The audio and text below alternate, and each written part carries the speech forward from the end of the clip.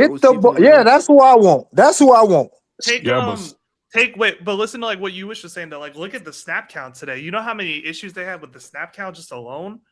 Hey, Like Baker and is let's not forget, trying so hard to Gedeke get was the messing ball. up horribly today. Yeah, he had Yeah. 4 or 5 penalties. A Pro Bowl Yeah, he offensive looked like lineman. Jeremy Trueblood today. A Pro Bowl offensive lineman. I get all that, but you just we got to Our get the offensive ball out of line Baker's really let hands us faster. down. You got to get the Baker, ball out of his hands.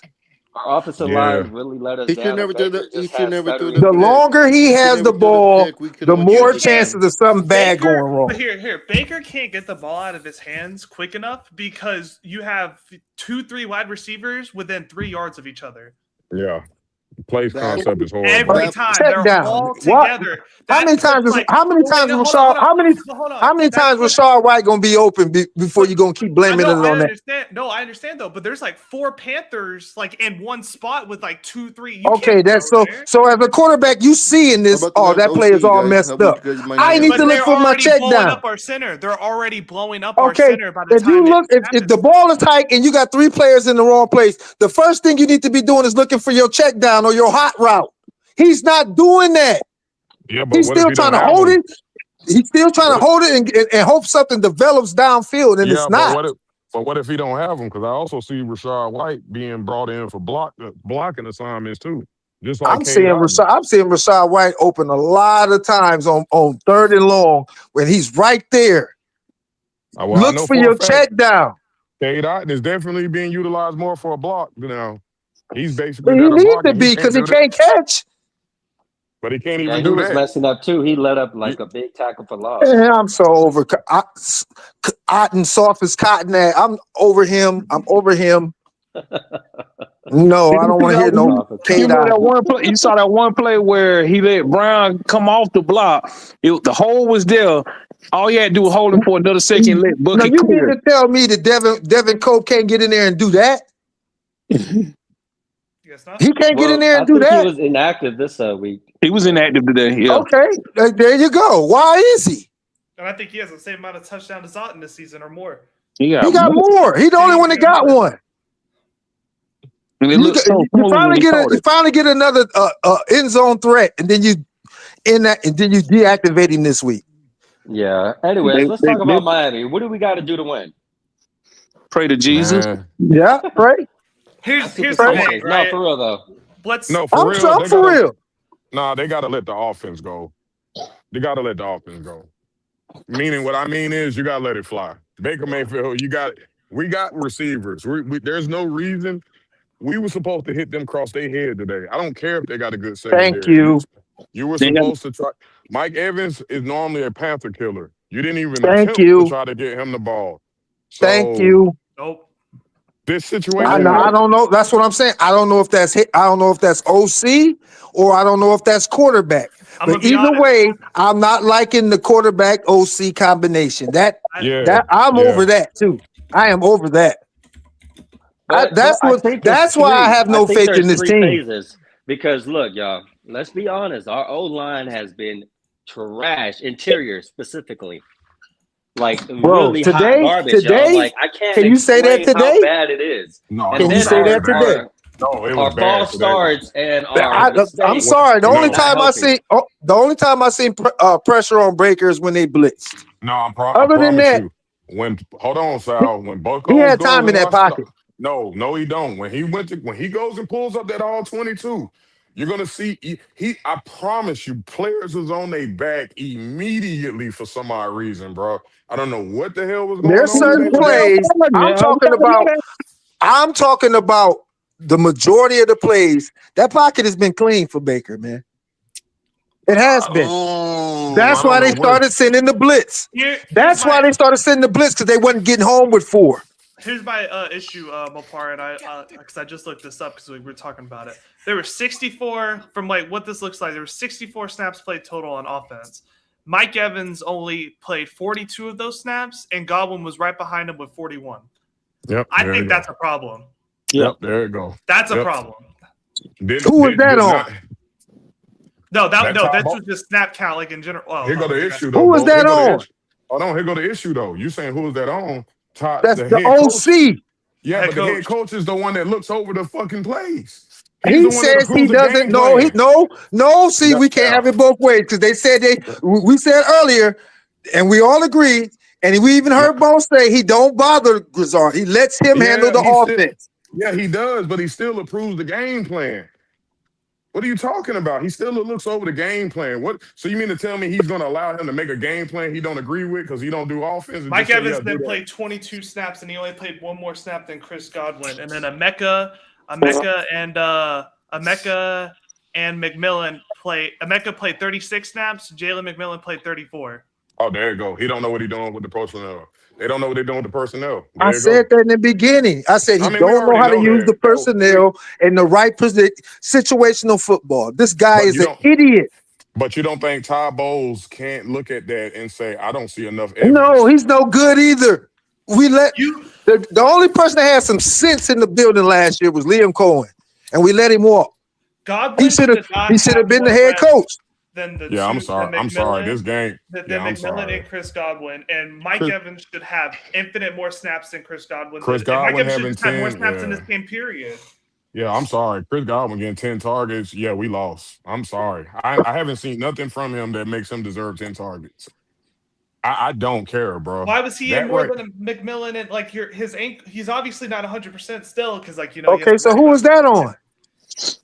But the head coach and the on OC. the head coach. It does. Yeah, the head coach. Yeah, he's still looking at the game plan. I mean, I don't know how you don't go to. I don't know how you don't go to. He can't go out there and point Baker at the guys to throw it to. Baker got to realize.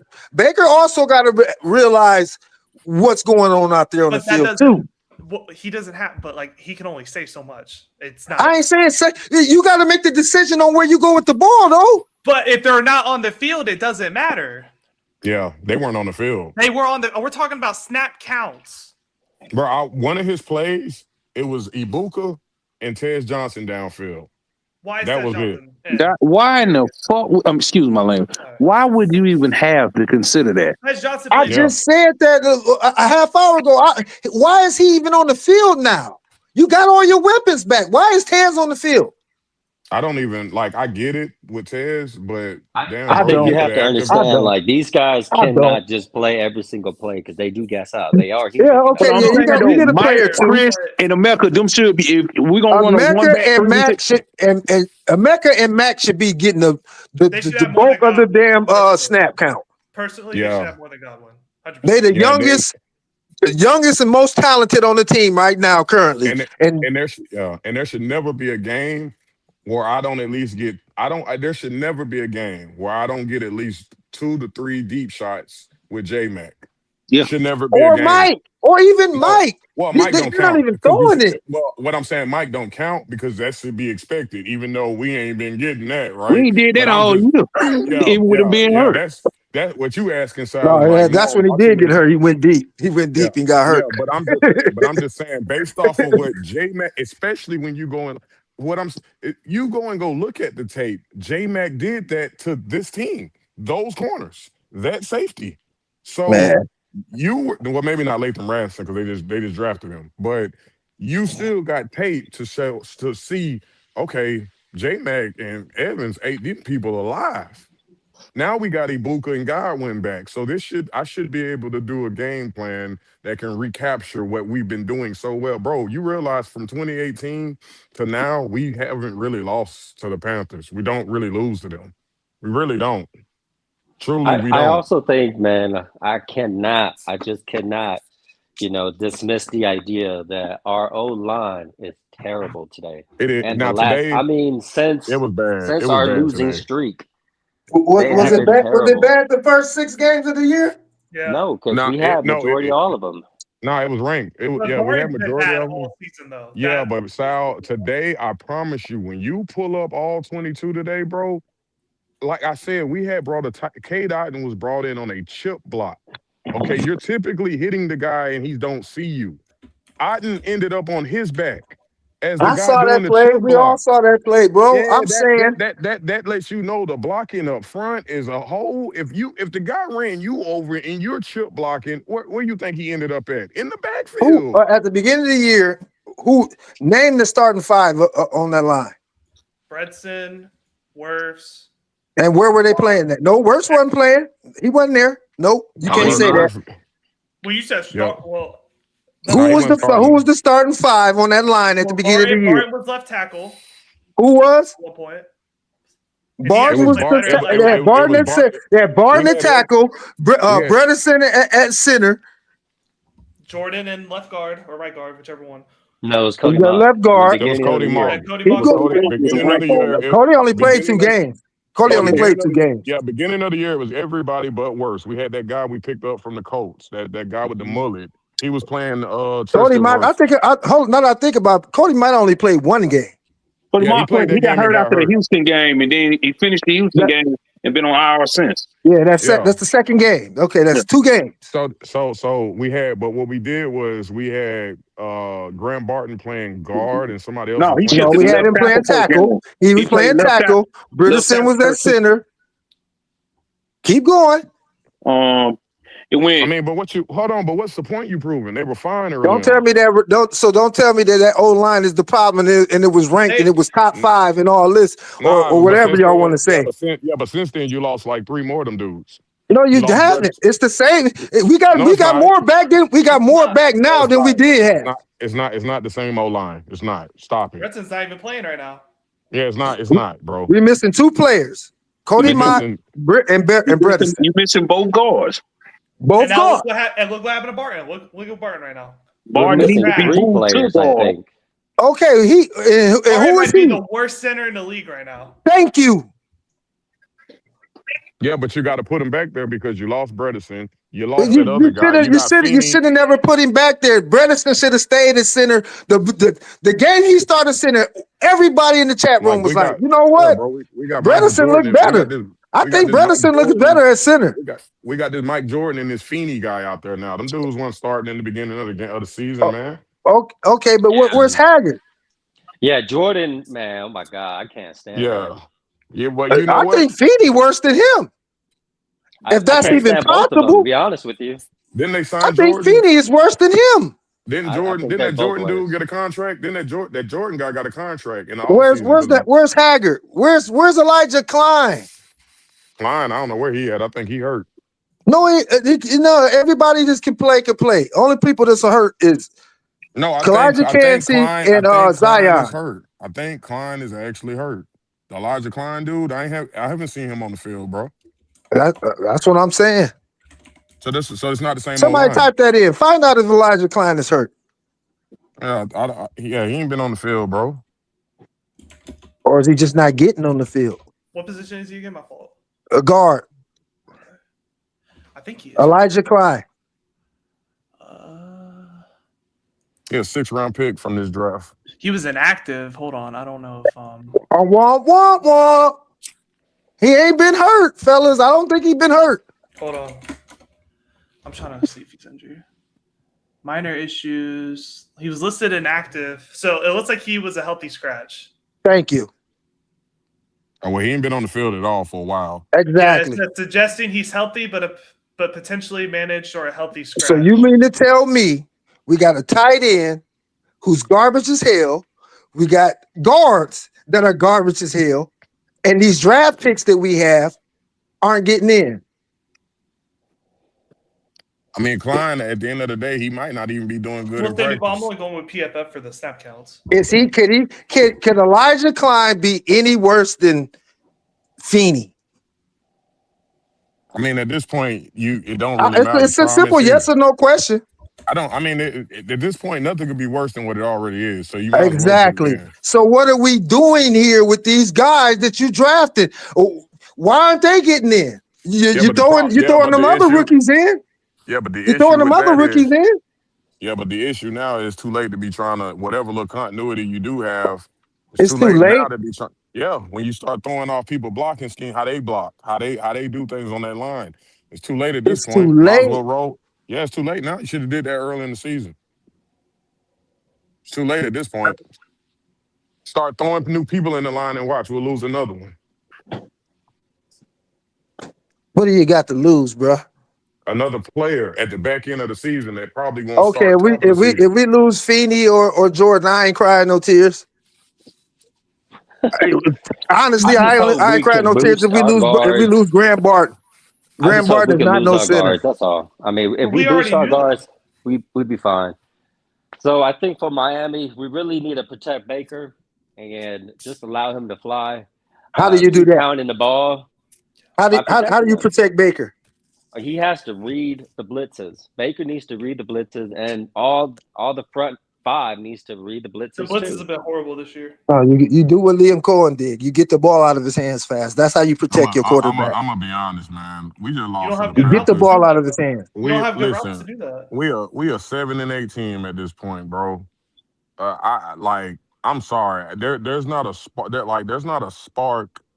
The same thing that you're saying to beat Miami is what we should have done today. It's what we should have done last week and the week before that. The game plan will be the same.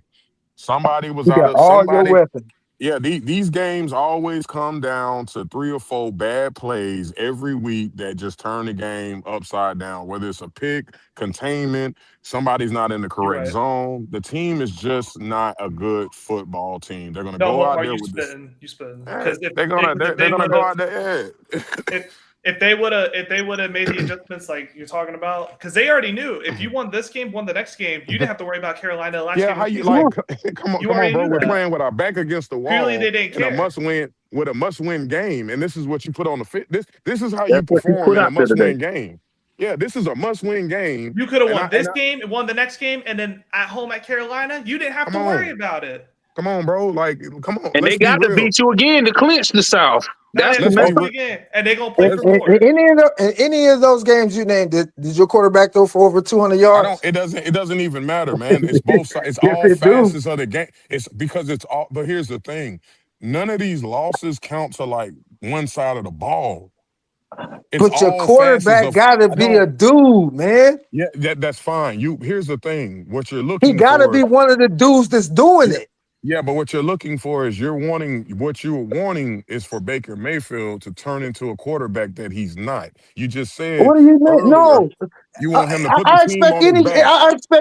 I expect any starting quarterback in the NFL to be able to throw for at least 200 yards, especially if you're throwing 30. Especially if, Josh Allen didn't today. Josh Allen did it today. He's an MVP. He didn't today.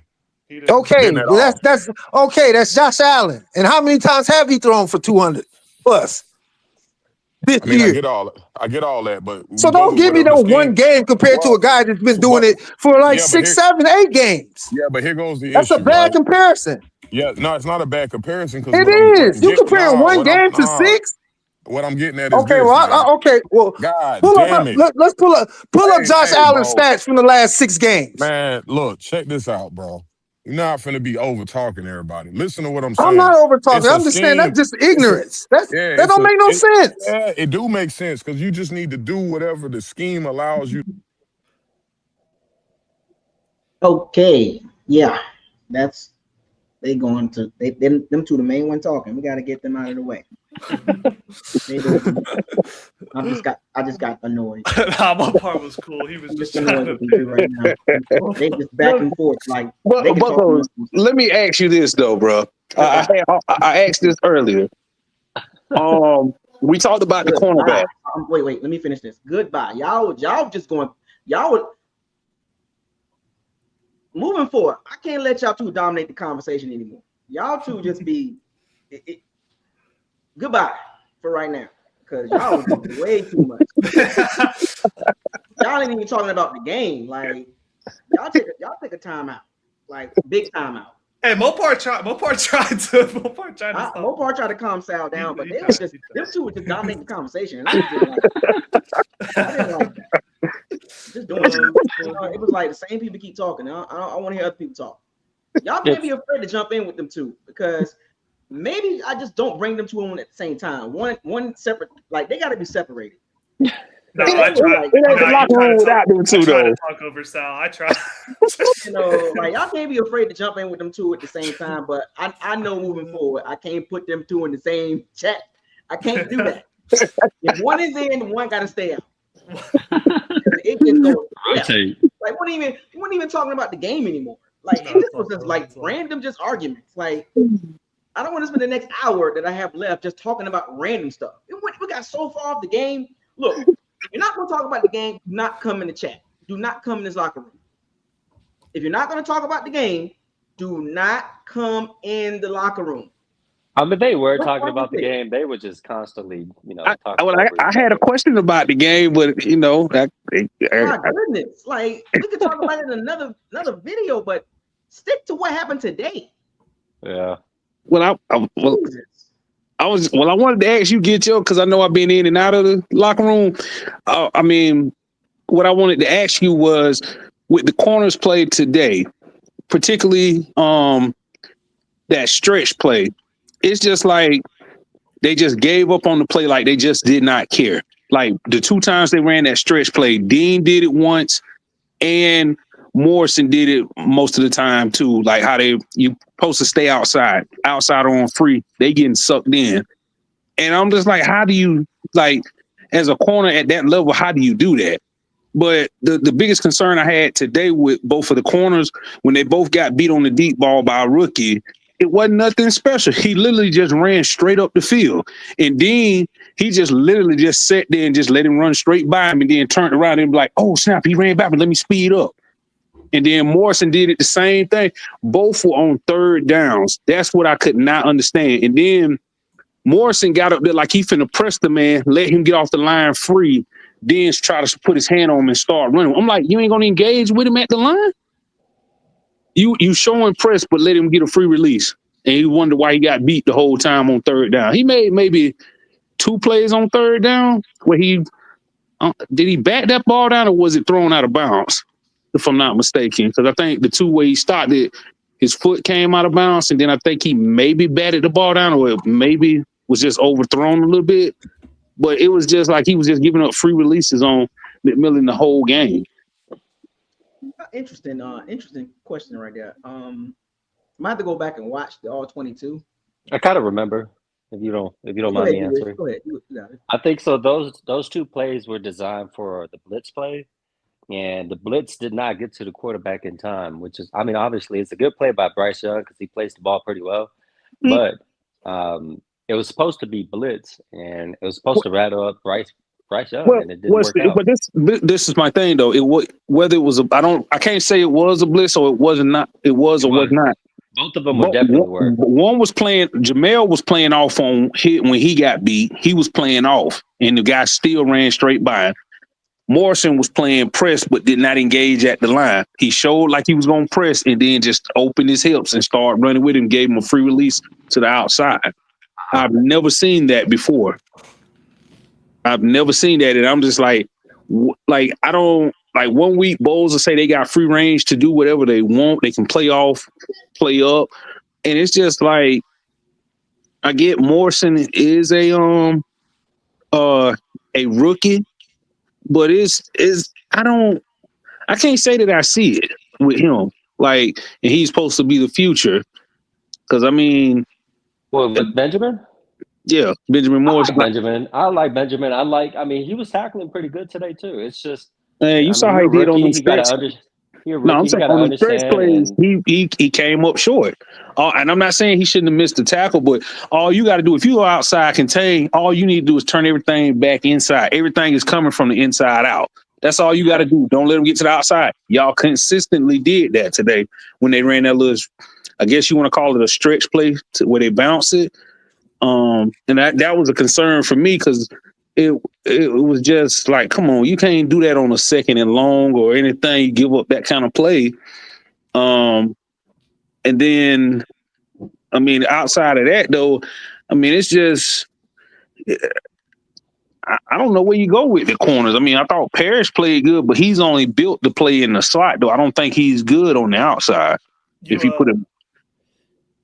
Real quick, think about it too. Like, honestly, like with them out there, like you really didn't see, like, there wasn't like a drop off from Zion from Benjamin. Honestly, like, no, I get that. You could clearly but what I was saying, like, you could clearly tell, like, with how much Zion's getting paid and stuff. It was like you didn't even like realize like you didn't feel Zion being gone. Yeah, I mean, we never felt that, because I mean, every 3rd and long, I'm looking for Zion to give up the first down.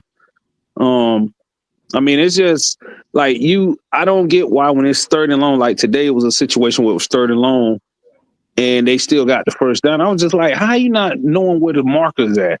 Knowing that's where they're finna run to. Like, regardless of what the call is, I think you should be aware of the mark in the distance based on your coverage. I just felt like every time they blitzed, they made a big play. It was a joke when they rushed 4. Like, it's just like when he rushed 4, I'm like, dang, you can't get one. You can't get you can't at least get in his face, push him, or do something. And then when they, That's the problem I was trying to say too. It's like that blitz, man up blitz. We just didn't get it. We didn't you get there. can't blitz and go single high. You cannot do that. But then also, like, we had maybe 10 seconds left on the clock too. Why would you want to blitz on that time? I think it was 12 seconds, 10 seconds, something left. You talking about right before the half? Like, it was 3rd and long. Why wouldn't you not play off? I maybe would have sent one, but I would have dropped everybody else back in coverage. Fine with the field goal too. With them getting the that's field what goal. I was hoping. That's what they were playing for, and he still blitzed because the way they showed that play, they didn't show blitz at first, and then at the last second, you just saw everybody go, and then he saw 1-on-1, and he just threw it up. And Honestly, it's just like, I think it's a twofold here. I think it's a bad call on Todd Bowles. It kind of reminds me of like that one play with the Rams in the playoffs, right?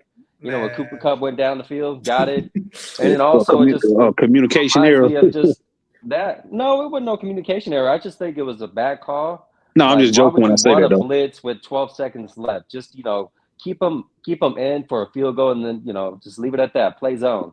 And then the other would be. We couldn't get no pressure on Bryce Young on that play. So did you see that other play though? And on the coaches, to be honest. Yeah, but did you see that one play though? It's like they had him. Everybody on the D line had a shot at him and missed it. One had his leg, missed him, and he ended up scrambling to his left. And he threw it to the tight end.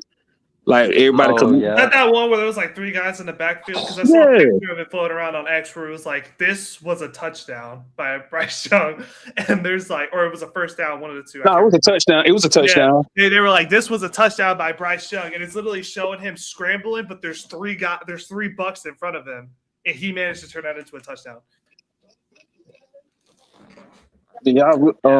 That's what's crazy.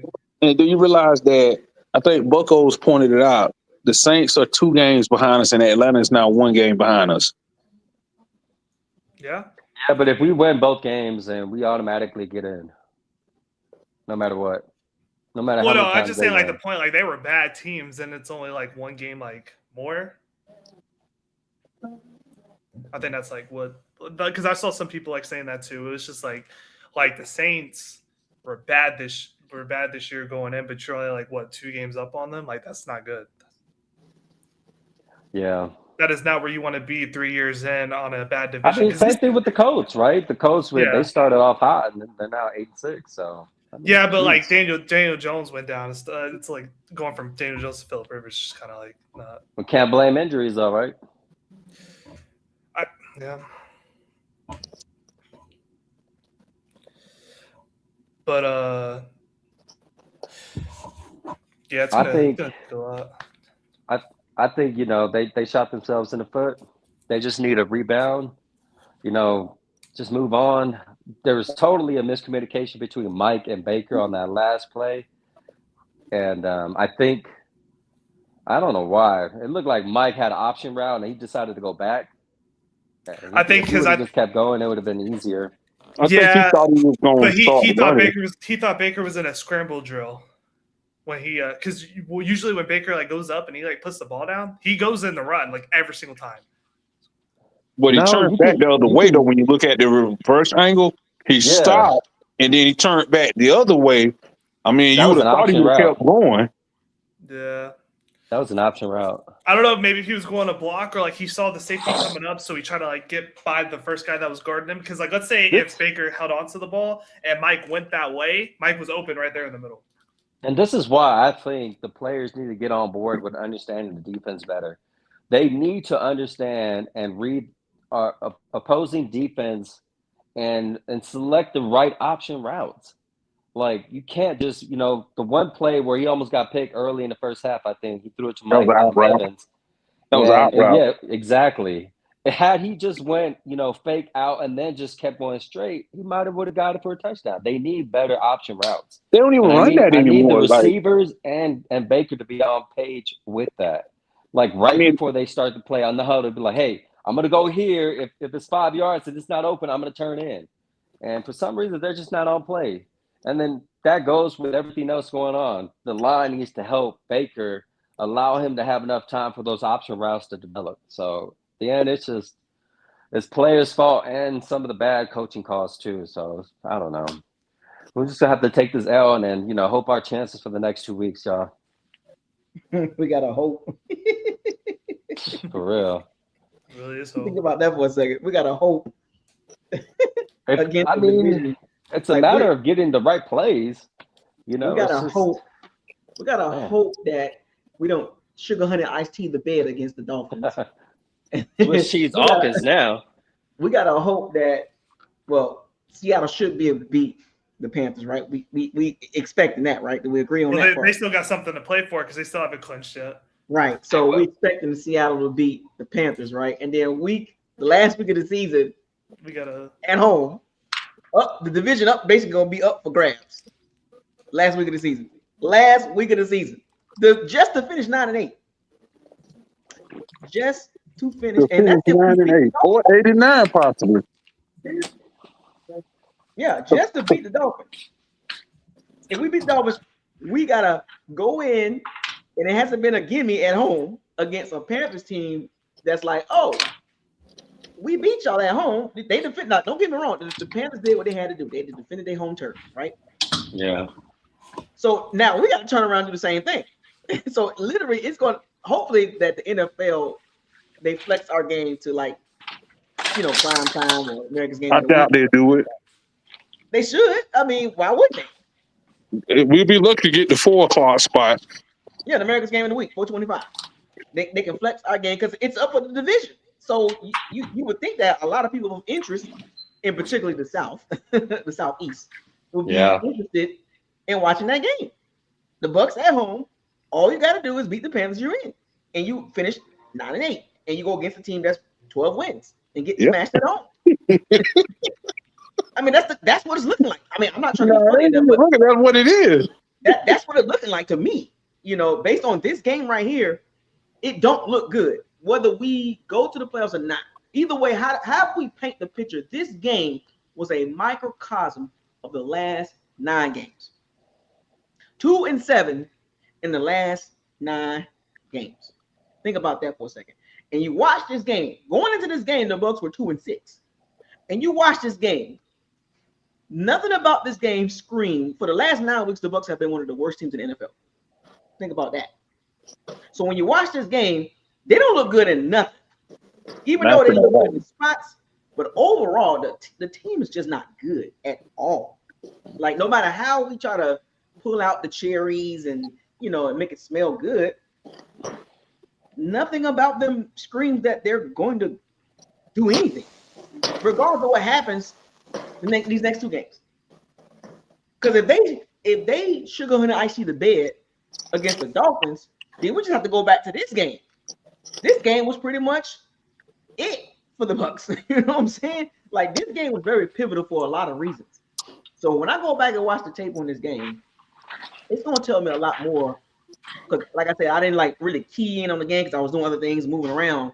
But when I go back and watch this game and break it down all the way down from rewatching the game full speed to the condensed version to the all 22 several times, I'm gonna try to put these together.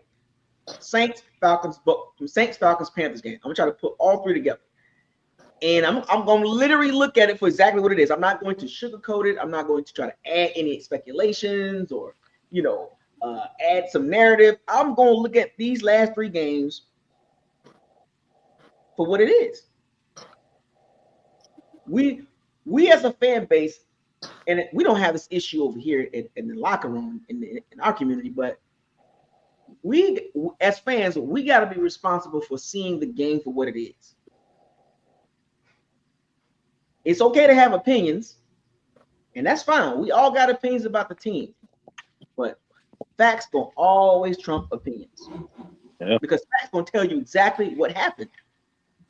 Because if we can have a healthy conversation about what we saw as a whole, as a community, even if we don't see it the same way, what is the outcome? The outcome is the fact.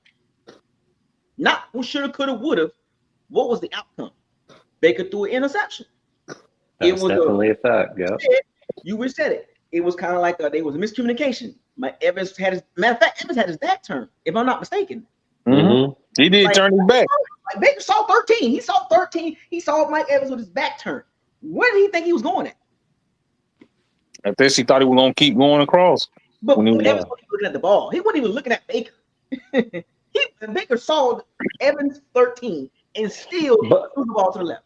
If you remember that play, though, I think he did get pressure because somebody was right next to him. He got pressure. He stepped up in the pocket.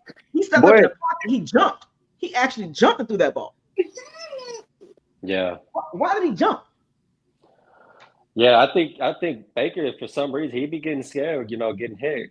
So I mean, we got sacked like 3-4 times today. Yeah, and he got pressured a few times, but in that pivotal moment, he got as a veteran quarterback, he got to maintain composure. Like that is true. That's a fact. Like, what's weird? Because like the obviously the first 5 weeks, all these comebacks, he was like steady and he was calm and then he had composure. But I don't know what's making him lose it at this point. Yeah, he's in the I think it's a mental thing for him. He jumped up to throw that ball. You didn't need to jump to throw the ball. All you had to do was just slide to the right, and he probably had a running lane again. Mm-hmm. I'm gonna go back and watch that particular play. Matter of fact, watch this. I got you. Because it was a running lane there, straight up the middle. He could have went left or right. A lane was there for him to get about 10 yards easily. Right. It made no sense whatsoever to jump and throw that ball. I want Baker to be aggressive on bootlegging and just maybe run it and throw it, or just run the ball. I mean, I don't mind him running the ball. That's kind of like what Baker does. I need him to be more aggressive. Yeah, he had that. So he finished with like 50 yards. Yeah. Mm-hmm. And I think if he can do that, he can allow these DBs to stay inside and then open the pass up. But I don't know. I need Baker to stay aggressive and run if he needs to. If he wants to trust himself, then do that. But I don't know. He's seeing ghosts right now. And I want to see Evans' reaction. He was pissed. You saw that? Like I said, I didn't get it. Like I'm watching the condensed version right now, trying to catch up. I'm trying to catch the. Well, I'm gonna fast forward to that particular play. His body motion when he got up, he was like, yeah. I want to see. I want to see what was the. I'm gonna try to pause it a few times and break it down, but it didn't make any sense to me. And this game was like, it was almost like the Bucs was trying not to win. Did that make any sense? Yeah, no, it don't make any sense. But that's the feeling that it gave me. Like, why are y'all so conservative? I mean, I like the fact that they, once again, they ran the ball. They said they had a goal. We're gonna run it 30 times, and they hit that. I don't know if they were not trying to not win the game. I'm gonna say I think they just got overwhelmed and too excited, or not too excited. Like, what's the word? So overwhelmed with what? What was so chaotic about the game being so overwhelming? What was so overwhelming about the game? It was just down to the wire at this point. It was like the last drive and the pressure was there. It got to them. Was it too much? Was it like, oh my gosh? Like, I think they just coached. They coached not to lose instead of coaching to win. That's what they. To me, that's when I watched. That's what it looked like today. As I watched the second half, they were coaching not to win. They had the ball almost 10 minutes more than the Panthers did. I mean, this is what I'm saying. Stuff like that. We got to keep the ball in our possession because we don't want to mess it up. But you're not putting any points up. Well, Bucko, so it goes back to being too conservative, is what y'all saying? Yeah. It was like ultra conservative today. There was no free flow. There was no free flow. Everything was choppy and very careful. The play call was very careful, and even defense was very careful. Everything just seemed so timid. Like nothing was free flowing. Like the free flow of a football game. Everything was like so tight to the vest. Well, Bucko, I think I don't know if you were listening because I know you weren't like in the lot, but you were probably listening. Whenever like I said about the the interview that the sideline reporter had with Bowles, and she asked like what was like up with the conservative plays and all that stuff, and he was like kind of like answering like for the offense, he was like, I like what Grizzlies done. We're winning time of possession. That's like what it is. He's calling the right stuff, doing the right things. Pretty much from I don't know. So he was. I mean, like they had their plan drawn up, but I think they wanted to go the more conservative route and see if that wins them the game. I think they wanted to out-conserve Dave Canales' conservative. Because he was going to conservative too. Yeah, I think they just wanted to. I think honestly, I feel like maybe they was trying to have something like prove like there or something. Honestly, maybe. What's the golden outcome of playing not to win? A loss. More games are lost than they are won. Right. Like we're the only team that can have the ball more for 10 minutes longer. But that's nothing new though. Think about how many games we don't lost and had won the time of possession. That's what I'm saying. Oh, okay. I'm sorry. That's what I'm saying. Like even like last week, like we had the ball 10 minutes more and we still lose. Like how do you do that? I mean, and once again, we blew a lead. Like we cannot hold on to a lead and like like I said, I get your points, but why do they think just kicking a field goal is that's gonna be enough? Like I said, when they kicked that field goal, they go up, what was it 10-3 when you had an opportunity when they ran the ball 3 straight times? You mean to tell me you couldn't just get in a spread formation and run it? I mean, everybody was stacked on the D line, shifted over to the right, and you still ran the ball over there. No motion or nothing. Oh, we're just gonna run it right here. It's just like everybody knows your run plays. It's just, and you cannot run behind that left guard. Like I don't get it. But the run plays were there. I mean, for the most part, I think we averaged like 4 point something, maybe 5 yards. When they got in the red zone, they knew what was coming, and we didn't do anything. That was the difference because you couldn't punch it in the red zone. You got the field goal, and then you got a personal foul. You kept moving the ball. And then you still come away with 3 points instead of 7. That was a big shift in the game, in my opinion. So here's a sequence of plays. Here's a sequence of plays I'm watching with the Bucs in the fourth quarter, about 4 minutes left, right? It was first and 10 after the 40-yard catch of the Mecca Ibuka, right? First and 10 at the 50-yard line. A 49 went 50-yard line. First down play, they try to run the ball. The rookie from Texas A&M tackles Bucky Irving for a 2-yard loss because Cade Otton didn't get aggressive with the block. So yeah, Cade. I got so much shit to tell him. Excuse my language, but he's not doing good. Second and 12. Baker throws the ball to Mike Evans, incomplete. Baker's crying for a flag, as he usually does, which is strange to me. Play ball, man. Anyway, I hate when quarterbacks or basketball players look for a flag. Play ball. Anyway, so now it's 3rd and 12. Carolina blitz. It was a false start, but he got set. So of course you go back 5 more yards. Now it's 37. Luke Gedeke. And Luke Gedeke, right? 6-7. He was off all day today. I don't know. He looked like Jeremy Trueblood today. He was a drive killer. That extra padding on his helmet did not help.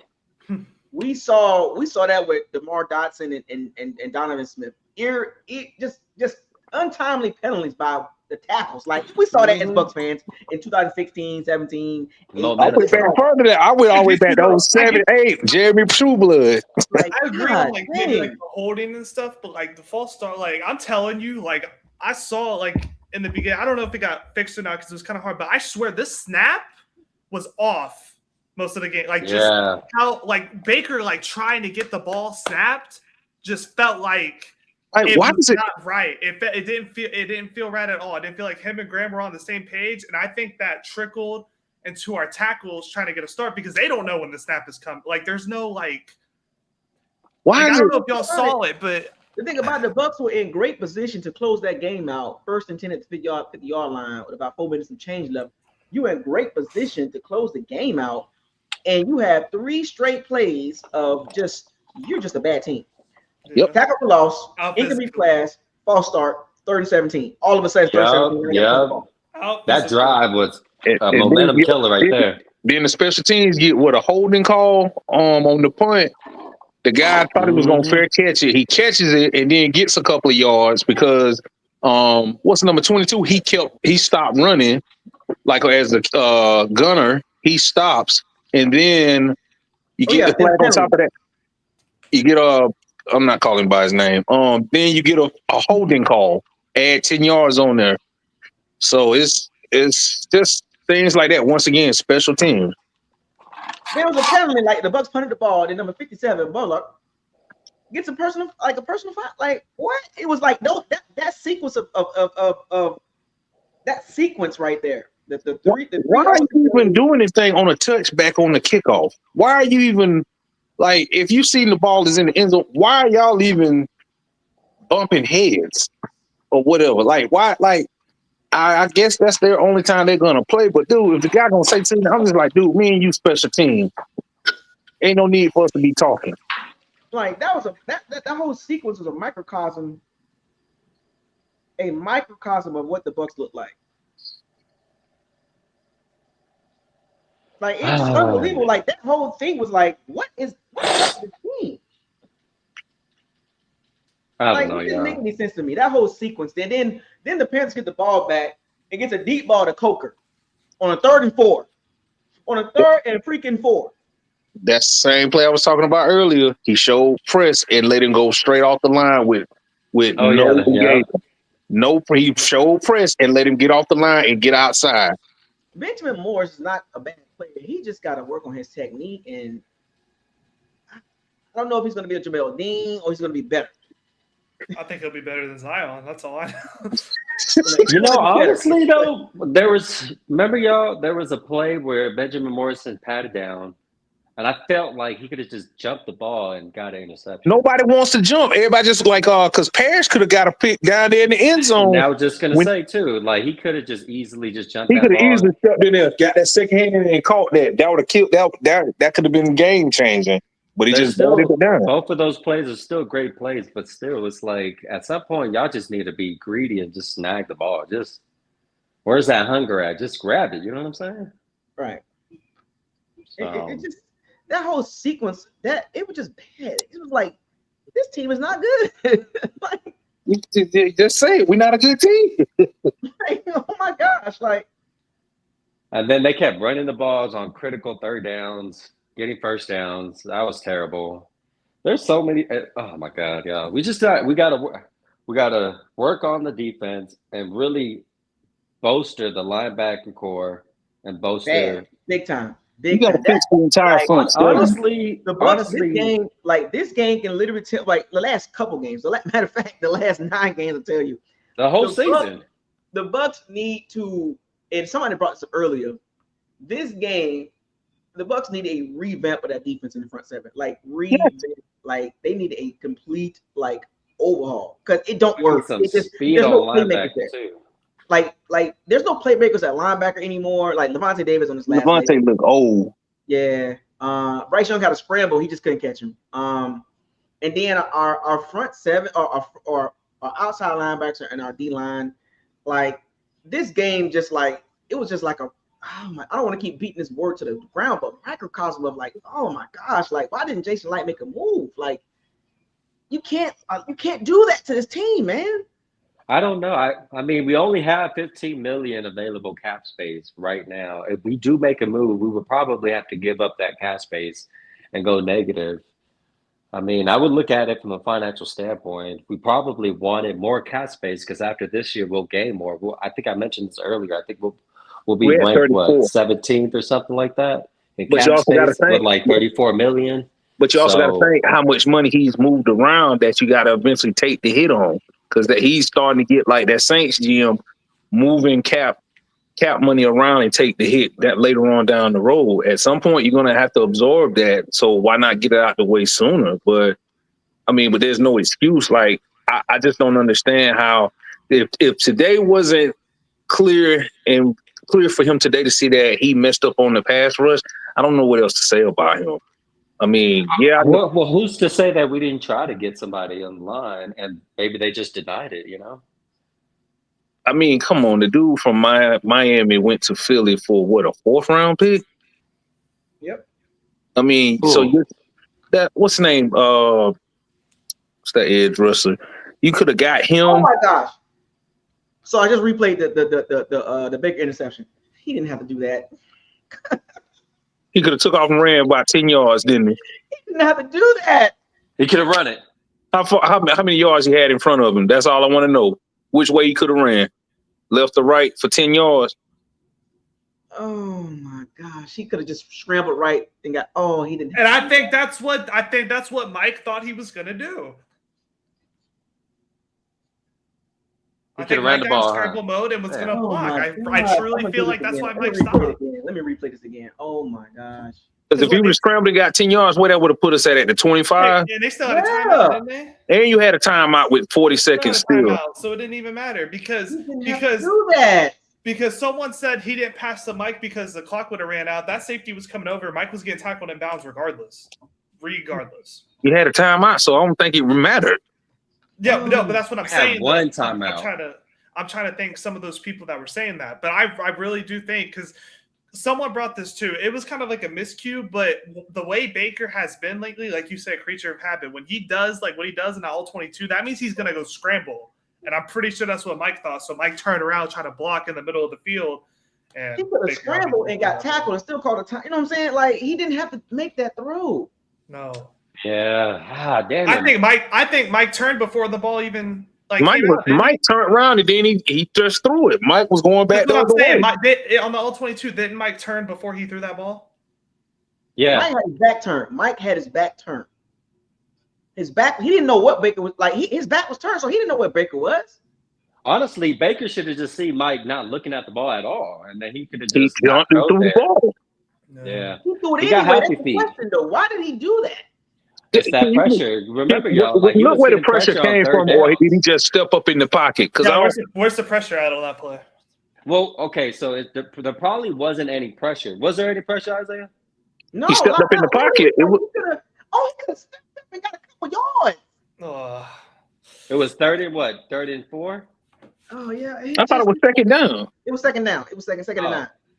That's what makes it even worse. You should have just took them yards. Yeah, he should have just. You could have ran up, and everyone was right there, so you could have did a quick. You could have even did a quick freaking. Could have did a line.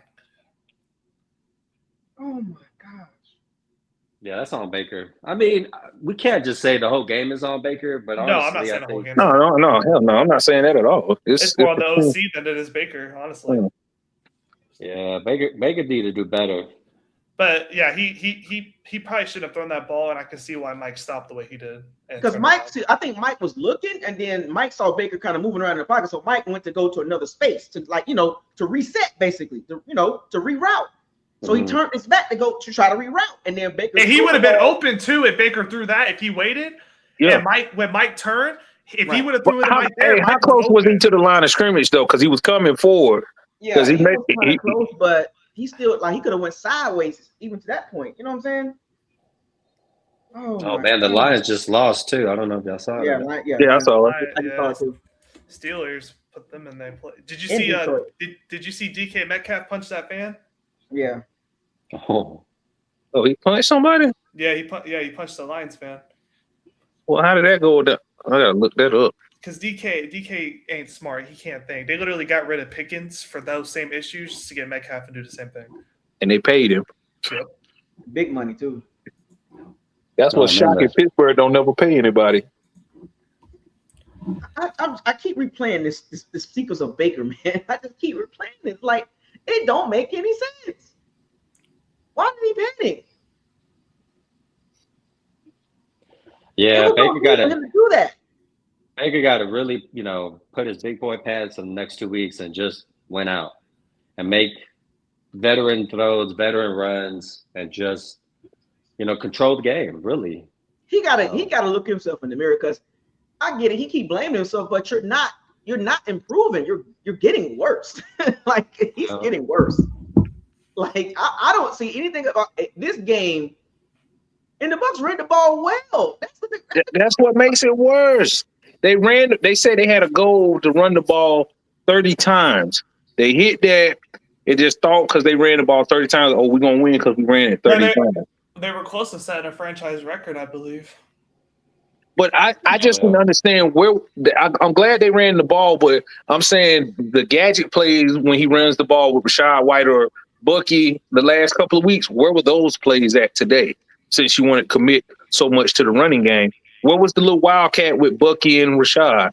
Where was the Pony Express?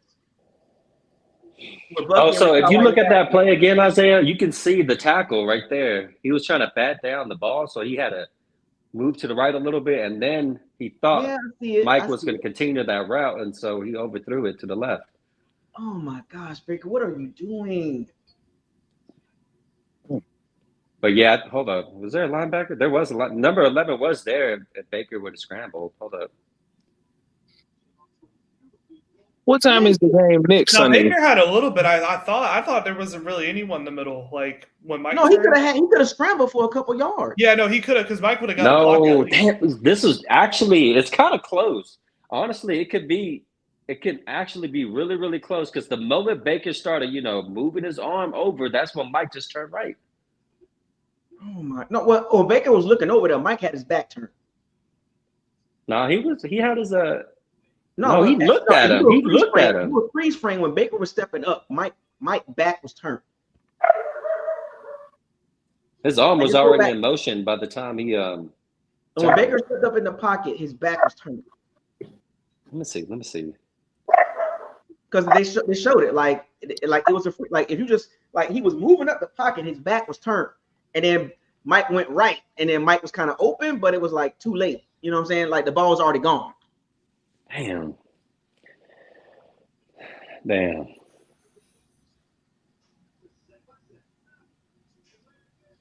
God, I keep replaying. It's like what? Yeah, Baker could have probably pump faked that and got up yards, and we probably win that game. I'm not even gonna lie. Because he was getting at least 3 yards if he ran up. I mean, yeah, he had to move right a little bit because Jackson was right there. Yeah, but I'm saying like in the middle of him moving, Mike had his back turned. So Mike wouldn't even finish with his route. I guess if the route was going in break, if it was an in breaking route, Mike didn't even get to the in break. His back was still turned when Baker was coming up in the pocket, and then Baker panicked and thought Mike was going to break out. But it was an option route.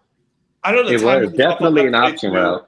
Yeah, I know that time was up too because I think on that play, right, Mike got jammed right at the line. Yeah, he got jammed. So when Mike went up, he went to disengage the cornerback, and he saw where the coverage was, so he broke in, and Baker was running up, and he jumped up. That's the problem. Why did he jump? It's because he was moving away from that tackle. Yeah, but he didn't have to do that. That's the point I'm trying to make. I'm watching it. I'm breaking this down. He didn't have. That's why I can't wait to the all 22. It takes about 2 hours all 22, but he didn't have to do that. Is my point. Just watching it in full speed and freeze framing it, he didn't have to do that. Now, this is the issue about being a short quarterback, right? You can't really see, so you have to kind of move around like that in the pocket like that. So the guy, I see what you're talking about. The guy was in his way, so he had to move to the right, but he jumped. When you jump, that is, as a quarterback, you can't do that. Yeah, I see the jump too. Can't do that. And that's probably what Mike thought he was going to start doing the scramble. He could have stayed on his feet and slid to the right. That's all he had to do, and he panicked. Yeah. Even if he panicked because he probably thought the pressure was onto him. That's why. Probably, but I think too, even if he didn't get jumpy there, let's say he pump faked that ball, right? I think what Mike wanted to do was the right call because I think, let's say if he wasn't trying to block for scramble, but he was trying to get the other side because that other safety I think was coming up if Mike would have kept going to the sideline. So I think Mike would have got tackled, but I think what he was trying to do is try to give like more space because he saw that guy, so he was trying to like cut back in the middle because the middle of the field was a little bit more open. But I just don't think they weren't on the same page there. So honestly, that's not even a good block by Graham Barton either, number 62. Like, come on now, you gotta push his ass. I probably could have told you that without looking at it. Like, how do you get rocked by him? Like, come on, like he's literally pushing him through. That's what I'm saying though. I feel like the last like games, it's like Baker can't like worry about this. Nose tackle push Graham Barton at least like 10 yards. Holy cow! That's what I'm saying. Like, lined up in front of that's Brown. Yeah, Graham Barton disintegrates. Yeah, but Brown, yeah. I mean, that's a big dude. Like he comes by the high school where I live at because the coach he played for, the high school coach is there, and my kids, man, that is one big human being. It's kind of hard. Number 92. No, the other one, Brown. The D tackle for the Packers, Brown. What was it? Oh, It's kind of 95. hard to. It's kind of hard to sit still in the pocket when your center gets pushed back 10 yards. He can't look straight down the field. That's the problem, and that's usually when you get pressure straight up the middle for a quarterback. That's going to be a long day because it doesn't allow them to look straight down the field. Now you got But, to move. I guess the bigger question. I mean, I ain't gonna say bigger question is, but you had all this success running the ball, but not one time did you want one kind of play action at all. Mm-hmm. I mean, Dude, even Gronk in the pregame or in the halftime show, he was like he wants them to see them incorporate more play action, and they did not do it. I mean, when you say now, this is the question though. When you say play action, do you want him to stay in the pocket, or do you want him to roll out of the pocket, like on a bootleg to the right, roll to his right, or just fake it and he turns around and goes over the top, or anything like that, or just in general play action? Because it's just, I mean, with the way the blocking scheme is set up, hell, if the center getting busted on his tail every play, it's gonna be hard to do if you got one man coming right here. Somebody gonna be coming. Yeah. Because the center had to be if he bootlegs it, the center's gonna be the The only cutoff. thing I can think of is if you do a play action with Rashawn, have Rashawn run up and just help Barton. I mean, I just think if for them to be successful, he's gonna have to be more creative. Now with everything on the line, this ain't the time to be conservative. Like, it's definitely gonna have to be some creativity. I mean, at this point, you might as well just open up the whole playbook. But I will say this: I thought this was the dumbest play call when they ran that reverse to J Mac. I thought that was the dumbest call on second down, and then the way it took so long to develop on that reverse. Like, did you see how the jet bad? sweep, kind of like. No, it was a reverse. They faked the play action and reversed it to J Mac. But did you see how long it took to develop and how bad the Oh blocking yeah, was? the commentators were even talking about that too. Like that play took forever. Like, why would you even run that? Like, that was why do you that was like a waste of a play. Like, if you're running the ball successfully, you're getting 4 and 5 yards a pop. Stick with that. Like, you don't need to even incorporate that just yet. And then when Carolina did it, nobody saw it coming. But I mean, we saw it the way he faked it, and they just came around. But once again, the corner didn't stay outside; they got sucked inside. That's why Jimmy Horn was able to get 25 yards because the corner didn't stay outside. We got about 4 minutes before this stream is up. Any close? I didn't mean to cut you off like that, but any closing remarks? We're gonna talk about this some more because I'm gonna break down this all 22. I'll just go ahead and get my recap. Hey, it was a game they should have won. Ultra conservative. Now you got Miami next Sunday, man. So hopefully they'll get it together and they can, hopefully win. Y'all have a good holidays and a Merry Christmas. Appreciate it. You too. I'll close out. I think we should have just made some more creative plays for Bucky Irvin. I mean, I know he was there, but we need to do more with him, especially with all that talent we have. Hopefully next week Baker doesn't have happy feet and he can make the right decisions and just run the ball, be aggressive, and we should be all right. I'm pretty sure we'll win the next 2 weeks. But outside of that, big L. But yeah, we'll be all right. Happy holidays, y'all. We'll catch up. All right, appreciate it. Happy holidays. I don't really have much else to say either. It's just, this game we should have won, and now it's just like you can't. It has to come down to the wire, but that's how the Bucs are. They don't want it any other way. They always want it to come down to the last game of the season with anything and everything that they do. So just gotta hope that we can go past the Dolphins, but even that's not even a guarantee, which is sad to say because you would think the Dolphins could be a guarantee, but it's just not how it is. Hopefully they pull themselves out. I doubt it though. I don't think we're gonna do much these last 2 games, but hopefully we get it together. And Merry Christmas, everybody, and we'll see you next week. Okay, appreciate it, Rizlo, man. Happy holidays. Well, Bucs fans, yeah, not good. Not good.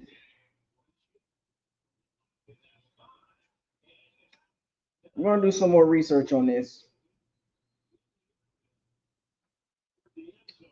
and we're gonna figure this out.